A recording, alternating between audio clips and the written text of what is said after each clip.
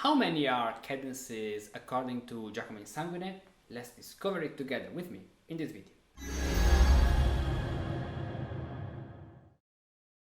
Here we are with Giacomo Insanguine rules, a book, probably a manuscript, I think.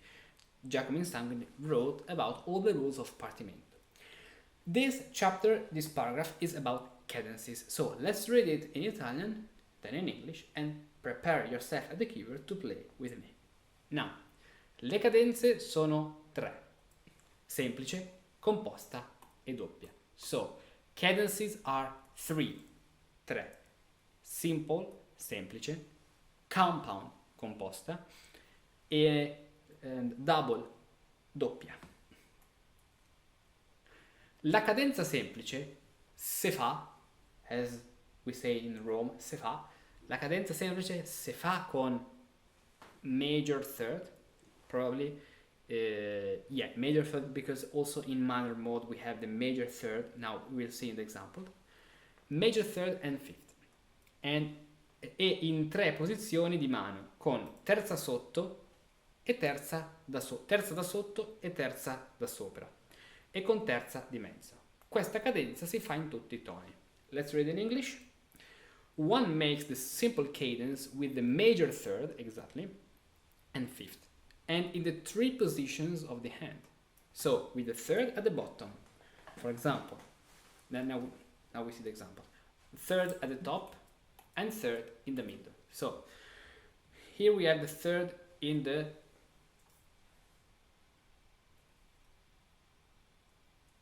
he considers this first position because the third of not this third, but this third. Now this third is at the bottom. So third, and now the second third is at the top. So let's write in another color like blue, B for bottom and T for top. Where are the thirds? Bottom, top, and bottom. Second position, we have the third now at the top. So top, and now we have third in the middle, M for middle, and now third at the top. Third position, now the third is in the middle, and now the third is at the bottom. So middle, bottom, middle. So we have this alternation. Bottom, top, bottom, top, middle, top, middle, bottom, middle. Exactly. And now let's play all these cadences in the major mode. So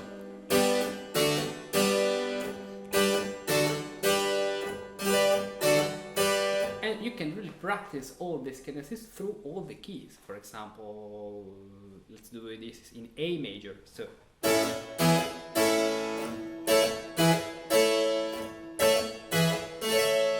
for example, now we have another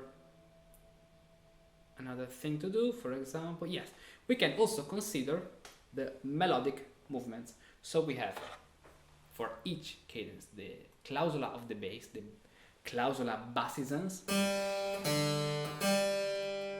that actually is only this last part, do, fa in major. Then we have mi, fa. Sorry for that, I'm not a singer. Mi, fa, exactly, mi, fa, due to the semitone, mi, fa. Then the clausula altizans, sol, sol, sol, sol, here, and the clausula tenorizans, that instead of going down,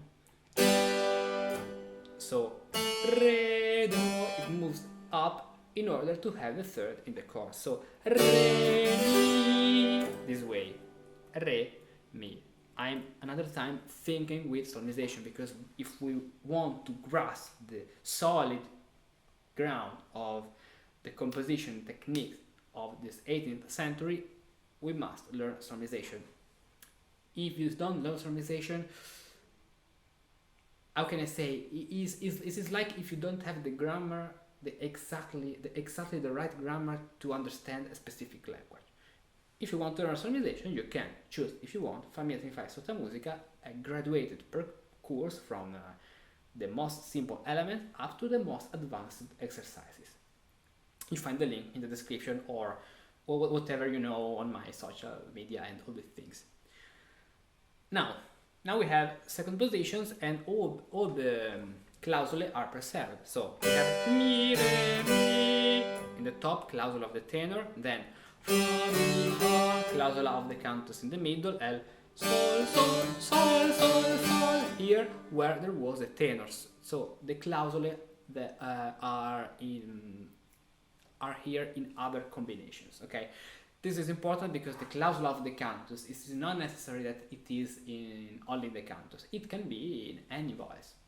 For that, we can say that this is our perfect situation. For this reason, Walter, in his treatise, I don't know how to pronounce it in German, consider this kind of cadence as the clausula perfectissima, because we have all the voices with their clausula, with the corresponding name in the current voice, so in the relative voice, exactly in the relative voice.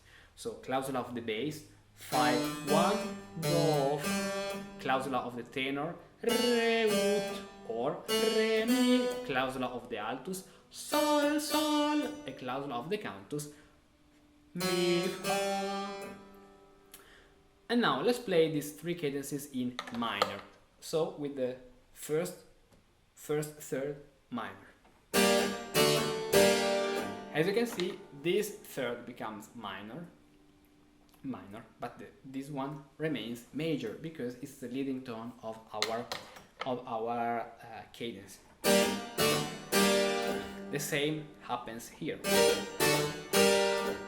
and the same here. That's it. And now let's read the second cadence, la cadenza composta, counterpoint cadence. La cadenza composta si fa con quarta, quinta e poi terza maggiore. The fact of the presence of these sharps indicates that in any case you have to put the major third, even if you are in a minor mode. E quinta, so quarta, quinta, so 4, 5th, and then 3, major 3, 5. Eppure con tre posizioni di mano. Segue esempio. So one makes the counterpoint cadence with the 4th and the 5th. So 4, 5, followed by the major 3rd and 5th, over the 5th degree, of course. And also in the 3 positions. So this is valid for the 3 positions. Let's see an example. Here we have example number 1. We are in B flat major, so we have here the counterpoint cadence where we have 4, 3, that becomes 8.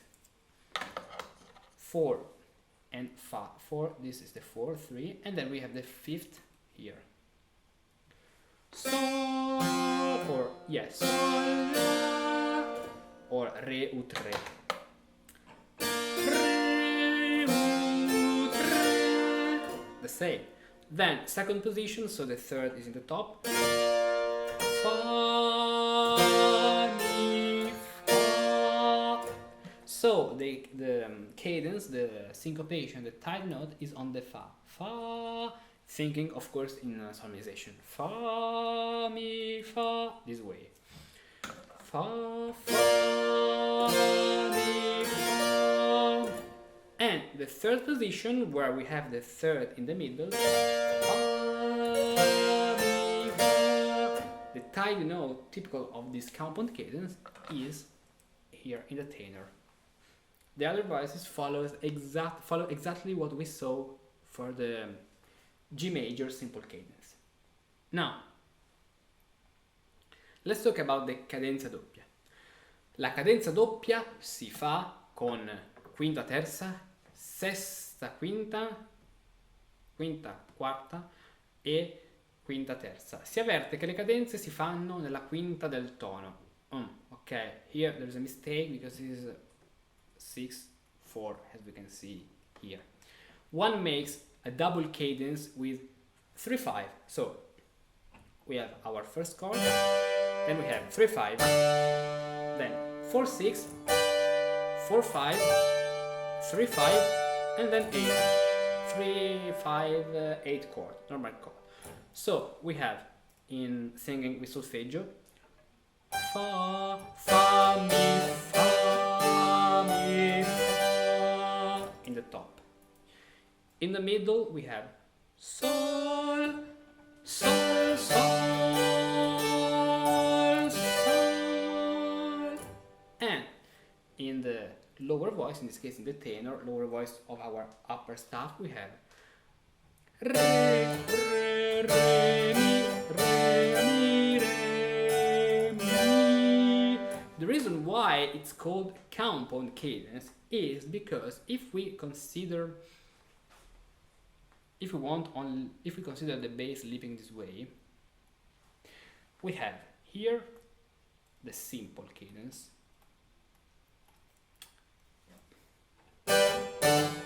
Imagine these notes like this, of the same value. This is a simple cadence, as we saw before here. Simple cadence.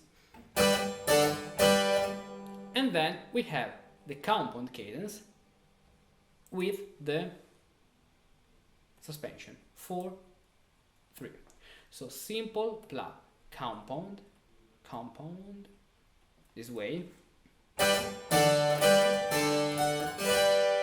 These cadences, simple plus compound, made up the double cadence. Double for this reason, because simple plus compound, so like twice a double cadence. And we can play this double cadence with the bass this way. Or just staying on the 5th degree, on a long 5th degree, as we have in this example by Insanguine.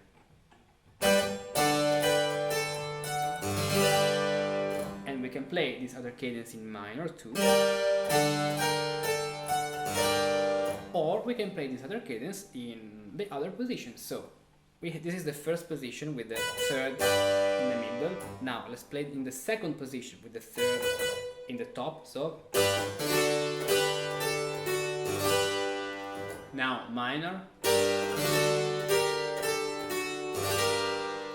and now 3rd position with the 3rd in the middle and the 5th in the top. Major, and now minor.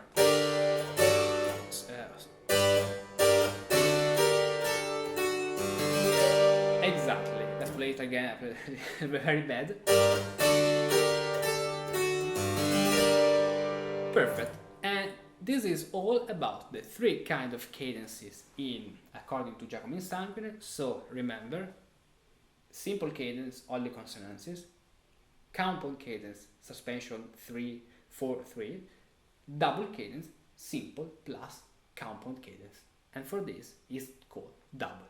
For this video is all, and next time, with the next video, we continue our journey through Giacomo Insanguine's rules. Many times composition is a game of combinations. You could be well acquainted with the greatest secrets of harmony, but if you don't know how to harmonize them, they are of little use. You might possess a refined skill in counterpoint, but if you don't know how to connect this magical ingredient, it becomes entirely useless. You might also know all the patterns of the gallant style, but if you don't know how to mix, blend and organize them, you are not unleashing their maximum energy. With a few simple and well-organized steps, you too can become a wizard in the art of composing through combinations. Thanks to the Partimento magic box, I've devised a highly effective system with which you can compose many pieces by combining the different ingredients of musical composition, much like preparing a magical potion or a delightful recipe. Discover all the ingredients, create effective combinations, and become a wizard of musical composition. Explore all the recipes on this page.